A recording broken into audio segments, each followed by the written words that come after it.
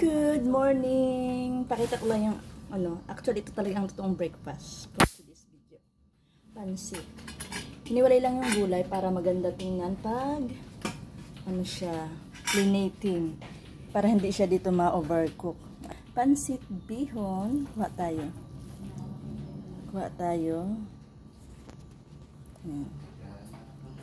Ayan.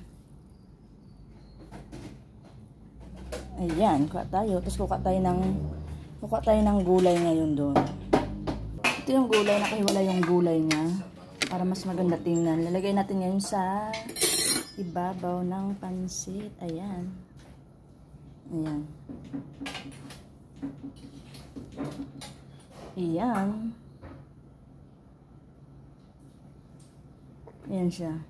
Iniwalay lang siya. Tapos pag nagsiserve na, saka na lang itatoppings. Para maganda tingnan. Meron din akong ditong coffee and dalawang hot pandesal na ininit. Ayan. Ayan. Pandesal. Lumamig na nga eh. Ininit yan pero lumamig na. Tapos coffee. And then ang pansit. Ayan guys. Tikman natin. Tikman natin. Yung coffee ko para malamig na. Tignan natin ang pansit ni Maggie. Ang sarap. Ito talaga ang breakfast ko dito.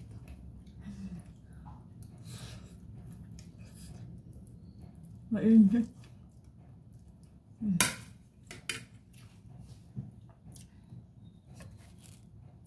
Kain tayo.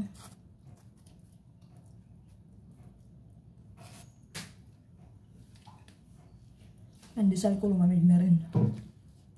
Init-init pa ako, lumamig naman. Ayan guys, ang breakfast na rin kayo. Kasi yan ang importante. Breakfast. Araw. Kasi hindi na kayo mag-dinner. Basta ang breakfast kasi mag-umpisa ang trabaho. Para may energy. Yan guys, thank you for watching.